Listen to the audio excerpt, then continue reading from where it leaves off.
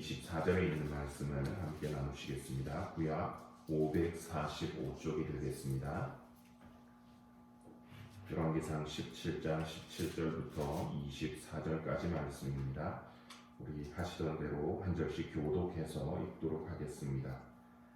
제가 먼저 읽겠습니다. 이 일 후에 그 집 주인 되는 여인의 아들이 병들어 증세가 심히 위중하다가 숨이 끊어진지라.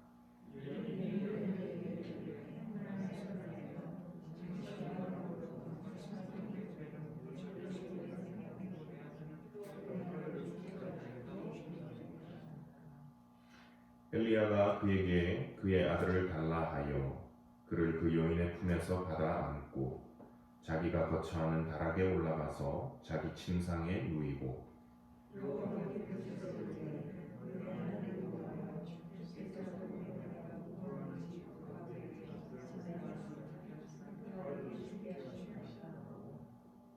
그 아이 위에 몸을 3번 펴서 엎드리고 여호와께 부르짖어 이르되 내 하나님 여호와여 원하건대 이 아이의 혼으로 그의 몸에 돌아오게 하옵소서 하니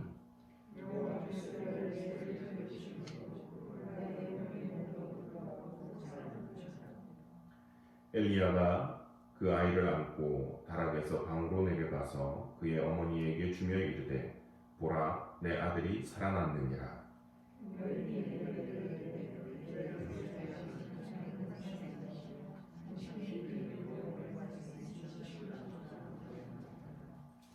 아멘. 저희 표현 중에 한국말 표현 중에 산 넘어 산이라고 하는 표현이 있지요. 뭔가 문제가 있어서 하나 해결하고 났더니 또 그 다음에 또 다른 문제가 보이고 또 더 큰 게 또 나타나고 하는 그런 모습을 일컫는 이야기입니다.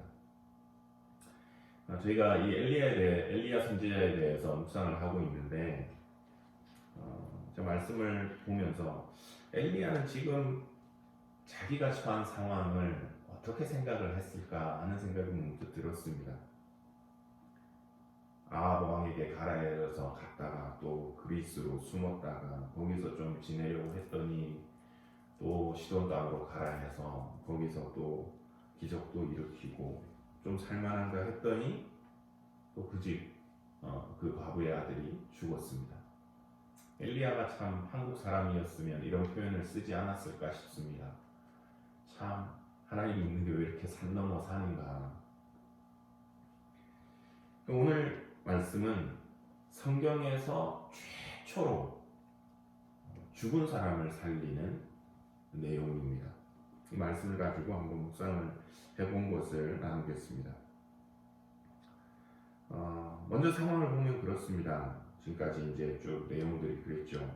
하나님의 인도하심 또 명령에 순종해서 엘리야가 이제 그리 시내를 떠나서 이방인의 땅, 그것도 지금 그 아합 임금을 뒤에서 조종하다시피 하는 이 이세벨의 그 고향 시돈 땅에 와서는 하나님이 시키시는 대로 이제 마지막 한 끼 먹고 죽으려는 그 여인에게 하나님을 전하고 믿음으로 한번 반응해 보겠냐.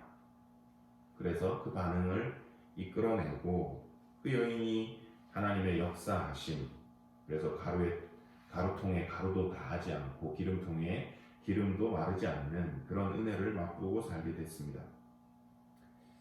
근데 이 하나님의 은혜로 이렇게 그 가족이 그 여인과 아들이 그 가뭄의 때를 잘 지나가면 얼마나 좋았겠습니까?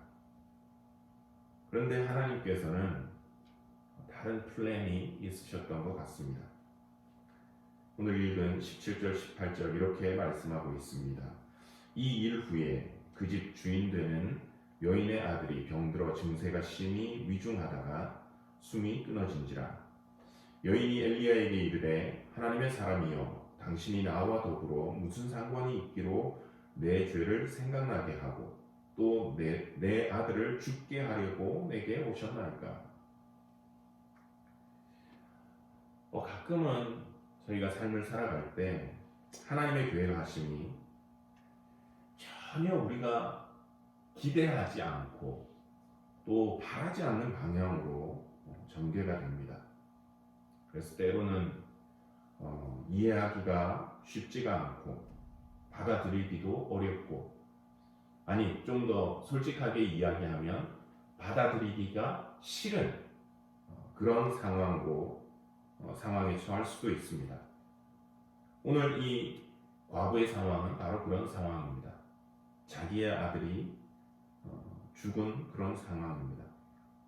남편 없이 홀로 지내는 이 여인에게 아들은 정말 자기 자신이고 자기 전부고 자기의 미래고 희망이고, 그리고 사랑했던 남편과 의 사이에 있는 유일한 피부치였습니다.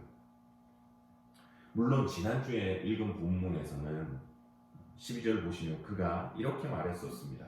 떡 좀 달라고 하는 이 엘리야한테, 나는 떡이 없고 다만 통에 가루 한 움큼과 병에 기름 조금뿐이라. 내가 나뭇가지 둘을 주워다가 나와 내 아들을 위하여 음식을 만들어 먹고 그 후에는 죽으리라.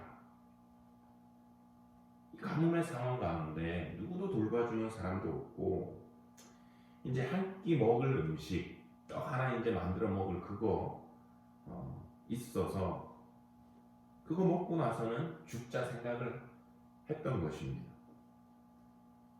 그래도 이때는 진짜 죽음의 문턱까지는 갔지만 죽지는 않았던 거죠.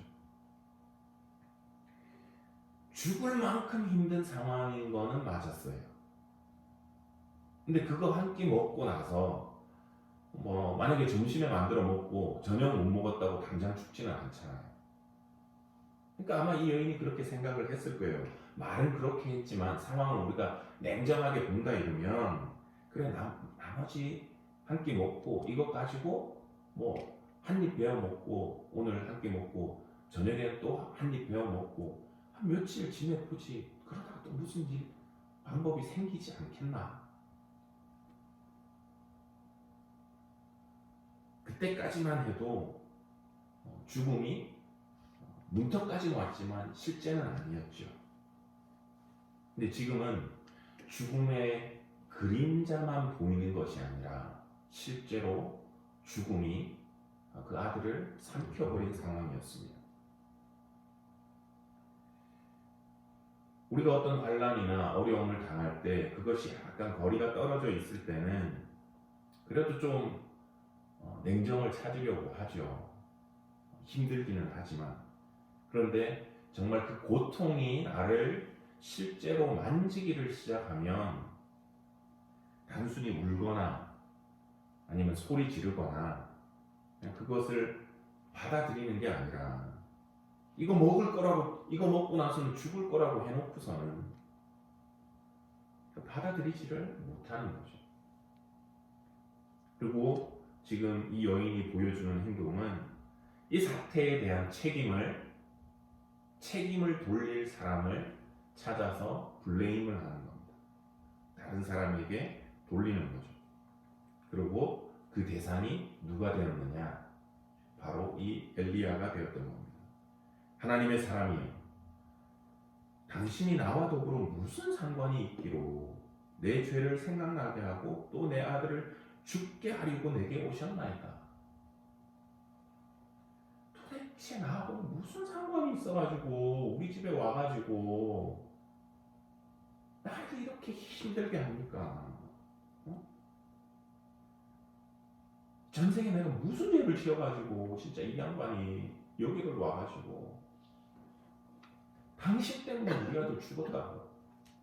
지금 이제 한국 표현을 쓰면 이제 그런 거 아닐까요?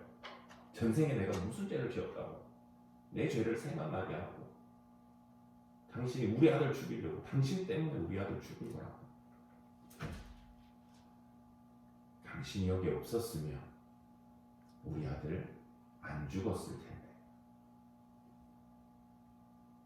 아니 여러분, 엘리야가 한 게 뭐가 있다고요?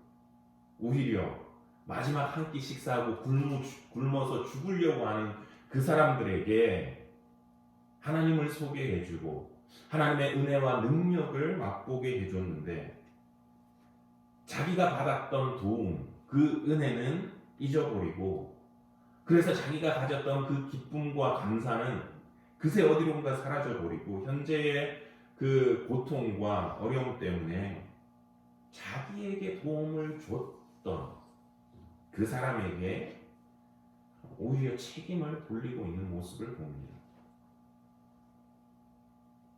어떻게 보면 이렇게 남을 탓하는 모습은 범죄한 인간이 가진 태생적인 한계가 아닌가 싶습니다. 우리의 연약성, 범죄함으로 말미암는 그 연약성에서 찾아볼 수가 있습니다. 에덴 동산에서 아담과 하와가 선악과를 따먹고 나서 하나님께서 아담에게 물으셨을 때 그가 대답한 내용이 바로 책임 회피였고 책임을 전가하는 모습이었습니다. 하나님이 주셔서 나와 함께한 여자, 그가 나무 열매를 내게 주므로 내가 먹었나이다. 책임을 여인한테 돌리고 심지어는 하나님 앞까지도 돌리는 거죠. 하나님이 주셔서 내 옆에 있게 하신 저 여자 때문에. 하와를 처음 봤을 때는 내 뼈 중에 뼈요 살 중에 살이라 이렇게 막 하고 좋아했던 그였지만 문제가 생기니까 저 여자 때문에 그랬는데요, 저 사람 때문에 그랬는데요 하는 그런 모습입니다.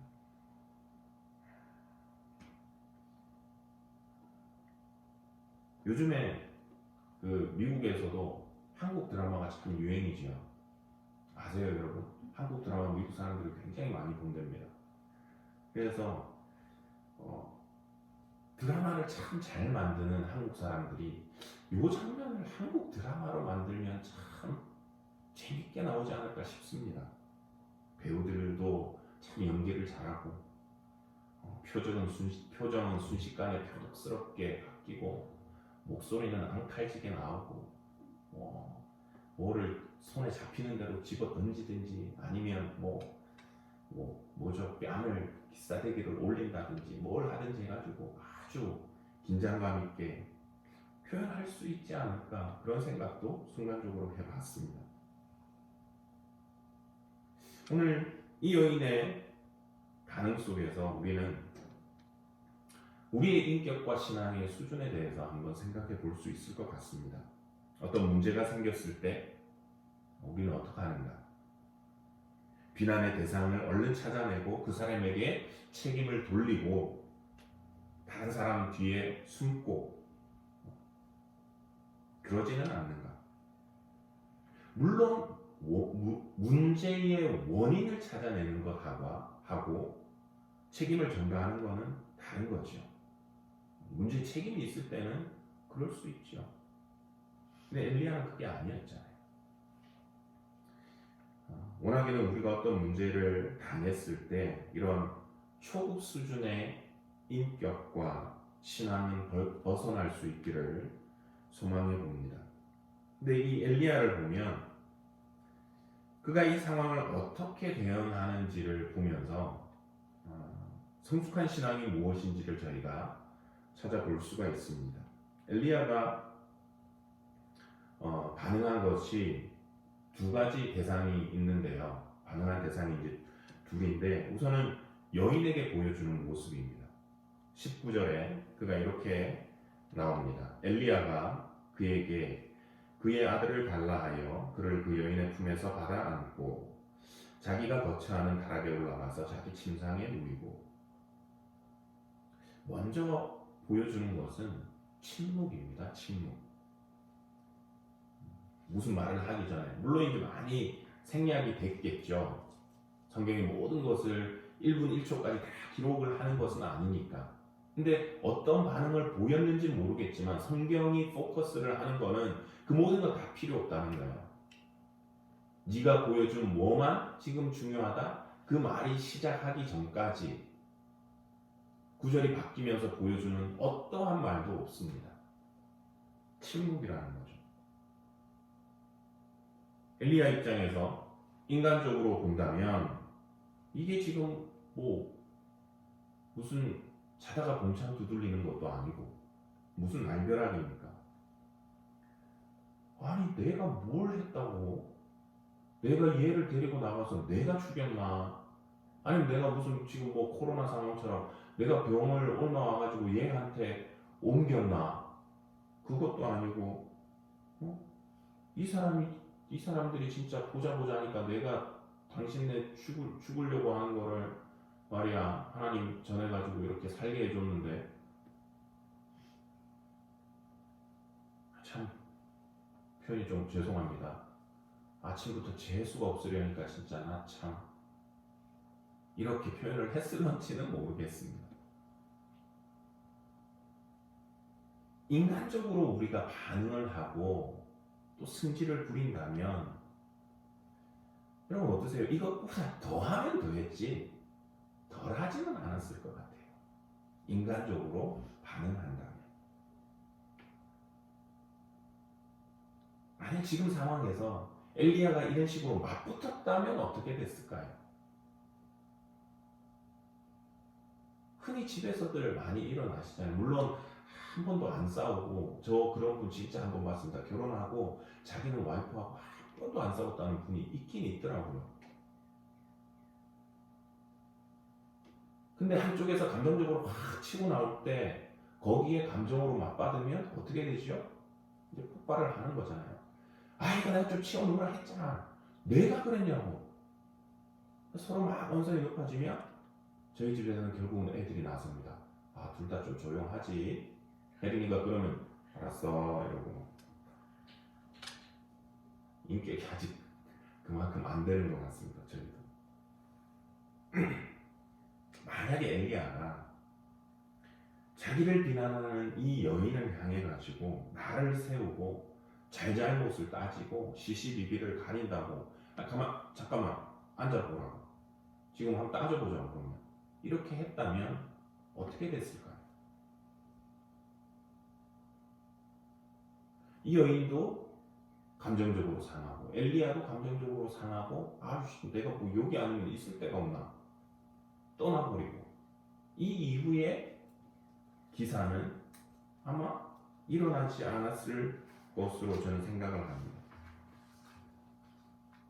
근데 엘리야가 여인에 대해서 다른 말 하지 않고 첫 번째 한 말은 뭐였냐면 아들을 달라.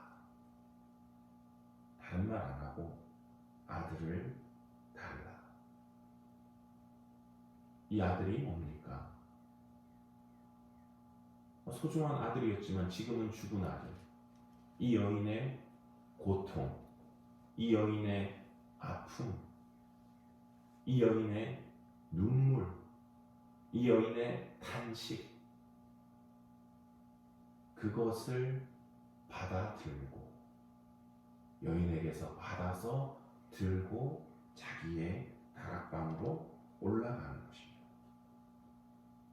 그러니까 비난을 비난으로 맞서지 않고 그 여인의 아픔을 이해하려고 하고 그 여인의 아픔을 자기가 품어주는 모습, 그것이 엘리야가 사람을 향해서 보여준 반응하는 모습이었던 것입니다. 그 다음에 엘리야가 어떻게 했느냐? 여인에 대해서는 그렇게 하고 하나님 앞에 그가 반응하는 모습이 20절입니다. 여호와께 부르짖어 이르되 내 하나님 여호와여 주께서 또 내가 우거하는 집 과부에게 재앙을 내리사 그 아들이 죽게 하셨나이까 하고 여호와께 부르짖어. 이 과부한테서 온갖 욕이란 욕은 다 먹었을 거 아닙니까? 다 먹고 나서 아이를 받아서 조용히 자기 방으로 올라와서 이 죽은 아이를 자기 침상에 눕히고 하는 것이 무엇이었나? 하나님 앞에 부르짖음이었다라고 하는 것입니다. 여인 앞에서는 철저하게 침묵했던 하나님의 사람 엘리야가 자신의 입을 열어서 부르짖고 자기의 마음을 쏟아냈던 대상은 여인이 아니라 하나님이었다라고 하는 것입니다. 하나님 지금 이거 뭡니까? 왜 저한테 이러십니까? 왜 이 여인의 집에 이런 일이 또 일어나게 됐습니까? 하나님 아합 앞에 서라고 해서 섰었고 그리스로 가라고 해서 그리스로 왔었고 또 이 여인을 만나라고 해서 이 멀리까지 와서 하나님 보여줬는데 왜 지금 또 이런 상황에 또 나를 집어넣으십니까? 하나님 뜻이 뭡니까? 왜 이 아이를 죽게 하셨습니까? 그 고통 때문에 힘들어해서 자기한테 욕하는 여인한테는 아무 말 하지 아니하고 침묵을 지켰던 이 엘리야가 하나님 앞에서는 어찌 보면 부르짖은 것, 사자가 포효하듯이 하나님 앞에서는 자기의 마음을 다 쏟아냈던 것입니다. 바로 이것 같습니다. 성숙한 신앙인이 문제를 대하는 자세. 문제를 일으킨 그 사람에게 문제를 가져와서 문제 때문에 자기를 비난하는 그 사람을 대적하는 것이 아니라 그 사람에게 시시비비를 가리자고 한번 맞붙자고 그러는 것이 아니라 그 문제를 해결하실 수 있는 하나님 앞에 문제를 들고 나가는 것. 그것이 이 엘리야가 했던 그가 보여준 대응 방식이었습니다. 바울은 이것을 이런 식으로 표현을 했습니다. 에베소서 6장 12절에서 그가 이렇게 말했습니다. 우리의 씨름은 혈과 육을 상대하는 것이 아니요 통치자들과 권세들과 이 어둠의 세상 주관자들과 하늘에 있는 악의 영들을 상대함이라. 내 눈앞에 당장 보이는 어떤 사람들이 아니라 그 너머에 있는 악한 영들을 상대해야 됨을 일깨워 줬습니다. 똑같은 논리로 우리 눈앞에 보이는 어떤 사람, 어떤 능력이 아니라 그 너머에 나를 도와주실 하나님의 그 능력, 그것을 구할 줄 알아야 됨을 이 엘리야는 저희들에게 보여주고 있는 것입니다. 그래서 우리가 소리 질러야 되는 자리는 나를 힘들게 하고 어렵게 하고 불편하게 만드는 어떤 사람의 면전이 아니라 바로 하나님의 앞이고 기도의 자리라고 하는 것입니다. 제가 말씀드렸었죠. 그리시네가에서 엘리야가 무엇을 하면서 시간을 보냈을까? 기도하지 않았을까요? 이런 말씀을 드렸었습니다. 여전히 이곳 사르밧에서도 그에게 남은 시간, 그에게 주어진 이 조그만 다락방 그 위에서 엘리야는 무엇을 했었을까요? 아마 기도하며 하나님과 교제하며 시간을 보냈었을 것입니다. 많은 시간들을 기도하면서 보냈겠지요. 오늘 본문에서 엘리야 선지자의 기도가 상황을 기술하는 거니까 기도하고 바로 응답이 온 것처럼 이렇게 기술이 되어져 있지만 모르긴 몰라도 하나님 왜 이러십니까? 하나님 이 아이를 살려주십시오 하는 그의 기도가 적어도 몇 시간, 아니 어쩌면 며칠은 계속되었을 기도일런지 저희들은 모르는 것입니다. 하지만 정말 불가능을 위해서 그가 무릎 꿇고 그가 부르짖고 그가 하나님 앞에서 포용하며 기도했을 때에 엘리야 본인도 정말 죽은 사람을 살려내는 놀라운 경험을 하였고 이 여인마저도 자기를 향해서 베풀어 주시는 하나님의 그 놀라운 은혜를 또 맛볼 수 있었던 것을 봅니다. 그래서 하나님의 살아계심에 대해서 그가 고백을 했습니다. 오늘 본문을 통해서 저희는 두 종류의 사람을 봅니다. 어떤 문제가 일어났을 때 사람만을 상대하는 사람이 있고, 또 어떤 사람은 그 문제를 가지고 하나님 앞에 하나님을 상대하러 나오는 사람이 있다라고 하는 것입니다. 사람만을 상대하는 사람은 불평하기 쉽습니다. 불만을 가지기 쉽습니다. 비난할 사람을 찾아냅니다. 하지만 하나님을 상대하는 사람은 기도로 마음을 쏟아내고, 그러할 때 그 문제를 해결하시는 하나님의 능력을 경험하게 되는 것입니다. 사실 그렇습니다. 저희 인생에 고난이 오고 고통스러운 순간이 찾아오는 것, 예상치 못한 일이 일어나는 것,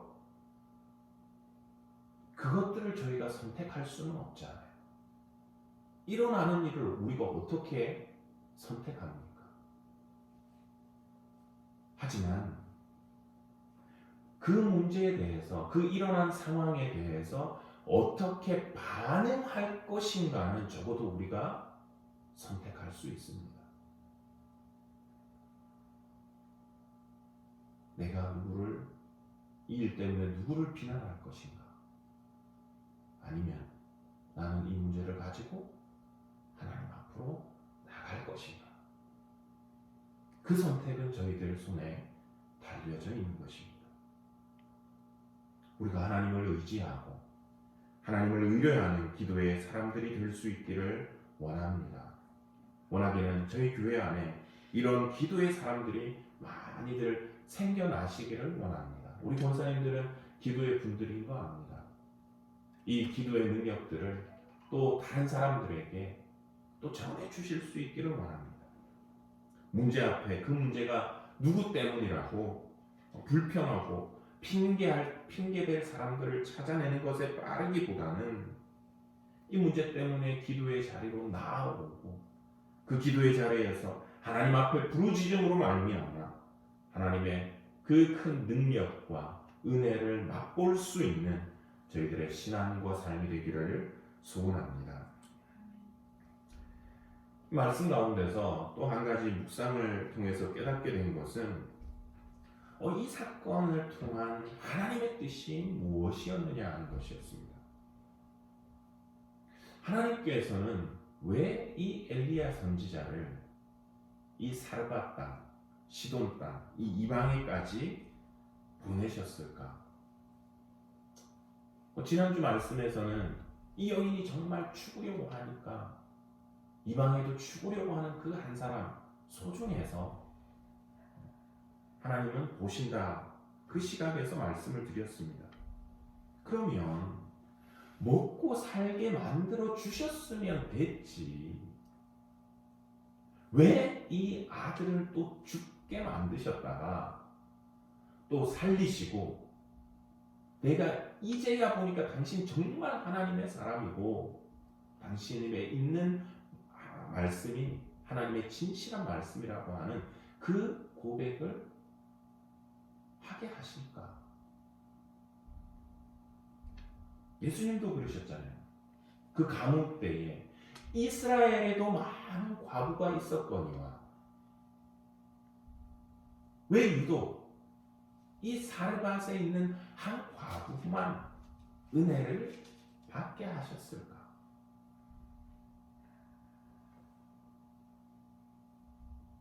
21절을 다시 보시면, 21절을 보시면 엘리야가 이렇게 기도했습니다. 그 아이 위에 몸을 3번 펴서 엎드리고 여호와께 부르짖어 이르되, 내 하나님 여호와여, 원하건대 이 아이의 혼으로 그의 몸에 돌아오게 하옵소서 하니, 여러분, 이 엘리야의 지금 기도 내용과 기도하는 모양새가 좀 이상하지 않으세요? 기도하는 모습과 내용이 워낙 저희는 기도하는 게 일상이 돼 있어서 그냥 그렇죠. 기도했구나. 죽은 아이의 몸 위에 자기의 몸을 펴서 엎드립니다. 이것 자체가 여러분 말이 안 되는 소리예요. 레위기를 기억해 보세요. 레위기를. 죽은 시체가 여러분 정한 것이었습니까? 부정한 것이었습니까? 특히나요, 제사장들 리더십에 대해서는 죽은 시체는 당연히 못 만졌고요. 죽은 벌레, 짐승의 죽음도 만지지 못하게 했습니다. 왜? 부정하다. 그런데 엘리야가, 선지자가, 하나님의 사람이 자기가 아는 그 율법을 어겨가면서 시체 위에 몸을 눕힌다고요? 왜 그래야 되는데요?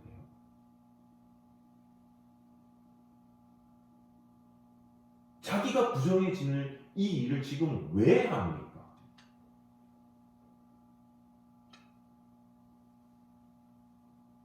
또 기도하는 내용도 여러분 그렇습니다. 여호와여, 이 아이의 혼으로 그의 몸에 돌아오게 하옵소서. 와, 역시 대단한 하나님의 사람이다. 죽은 사람 살려놓으라고. 대범하지요. 정말 상상 초월의 기도입니다.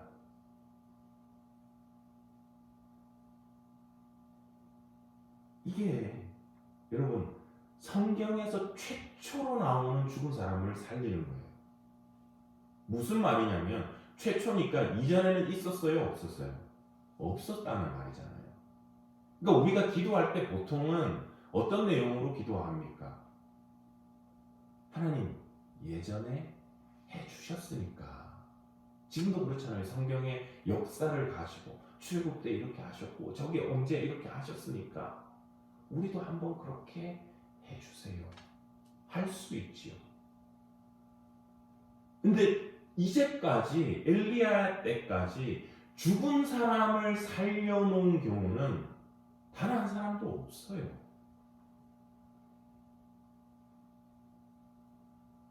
근데 엘리야가 그걸 지금 하나님 앞에 감히 대범하게, 아니 어쩌면 뻔뻔하게 구하는 겁니다. 하나님, 이 죽은 아이의 혼으로 다시 돌아오게 해 주십시오.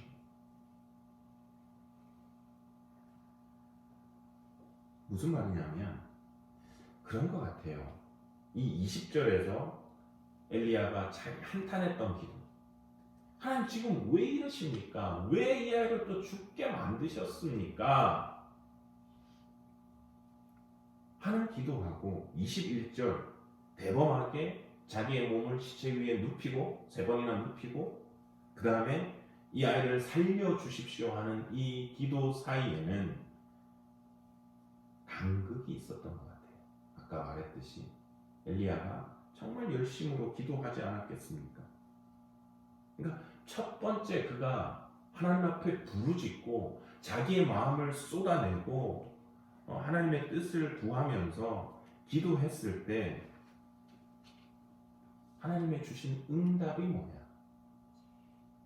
21절 그가 어떻게 기도할지 무엇을 기도할지 하나님께서 알려주셨던 대로 엘리야가 기도했던 것이 아닐까 하는 것입니다. 이스라엘 사람들, 특별히 경건했던 이스라엘 사람들에게 이방 민족은 어떤 사람이었습니까? 레위기의 표현대로 부정한 사람들이죠. 부정한 사람들. 더럽고 불결하고 상대하지 말아야 할 부정한 사람들. 그래서 그들이 어떻게 되든 상관없는 사람들. 더군다나 지금 이스라엘 땅은 어떻습니까? 이 시돈 땅에서 수입된 바알 신앙으로 이 땅이 더러워져 가는 그런 상황이라서 경건한 이들에게는 더 싫었겠죠. 그런데 하나님께서 지금 엘리야를 통해서 보여주시는 것은 뭐다? 너희가 내 땅을 비록 우상 숭배로 전염시키고 더럽혔지만, 하지만 나는 오히려 내 능력으로 너희 죽어가는 자를 살리고 그 땅을 내가 고칠 것이다. 누가 참 생명의 주관자인지, 누가 이 땅의 역사를 주관하는 사람인지 내가 보여줄게. 그것이 유대와 이스라엘에 많은 과부가 있었지만 그들이 아니라 시돈 땅으로, 그 이방의 땅으로 엘리야를 보내신 하나님의 뜻이었던 것, 저희가 깨닫게 됩니다. 하나님의 뜻, 하나님의 관심은 우상 숭배에 빠져가지고 하나님이 누군지, 창조주가 누군지, 역사의 주관자가 누군지 모르고 그저 하루하루 내 입에 맛있는 거 넣어주기만 하면 그걸로 끝인 그 인생들, 그렇게 살아가는, 아니 그렇게 죽어가고 있는, 더 심하게 말하면 그렇게 죽어있는 그 영혼들을 어떻게 하시겠다는 하나님의 뜻을 보여주는 것이냐? 그들을 내가 살리겠다.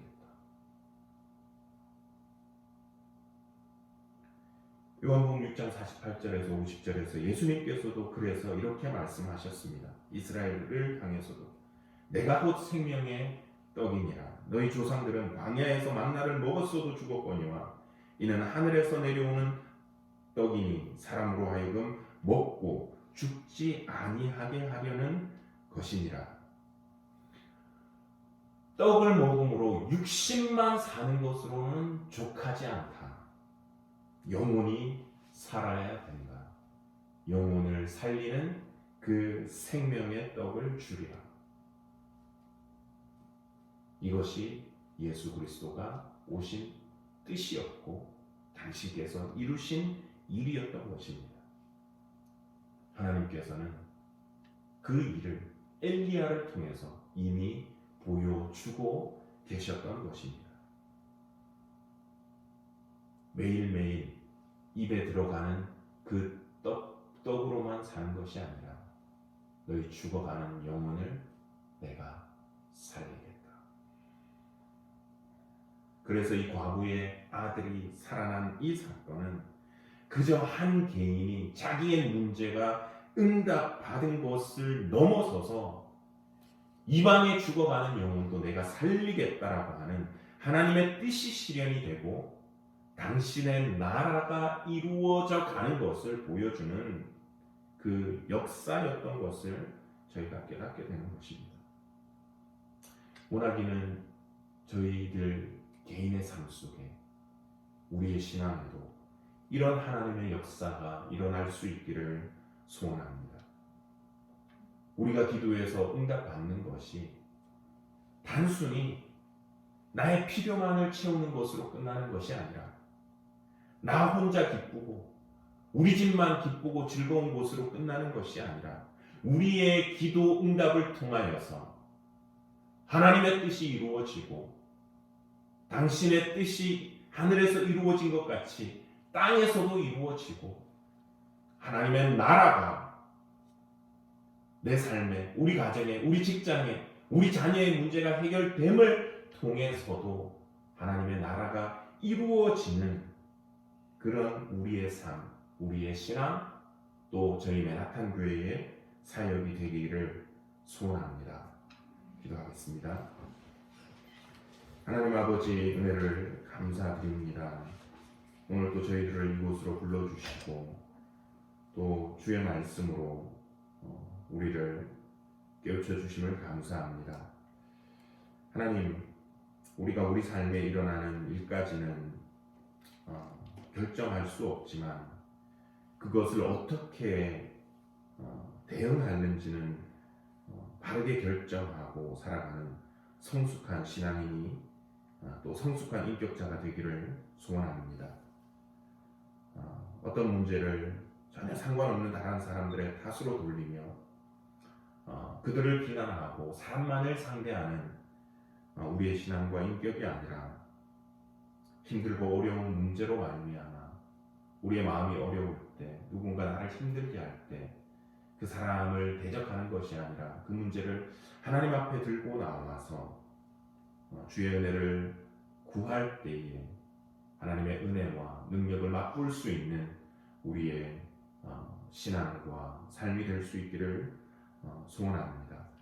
또 나아가서 우리의 삶 가운데 역사하시는 하나님의 그 능력과 은혜가 나만 좋고 내 가정만 행복해지는 것으로 끝나는 것이 아니라 아버지의 뜻이 이 땅 가운데 이루어지고 하나님의 나라가 나를 통해서 우리 가족들을 통해서 우리 가정을 통해서 나의 사업과 나의 직장을 통해서 이곳에 실현되어지는 그런 역사가 일어날 수 있는 하나님, 그런 기도의 응답이 우리 삶 가운데 일어날 수 있도록 또한 축복하여 주시옵소서. 남은 한 주간도 주의 손에 저희들을 의탁드리옵고 이 모든 말씀 살아계셔서 역사하시는 우리 구주 예수 그리스도의 이름으로 기도드리옵나이다. 아멘.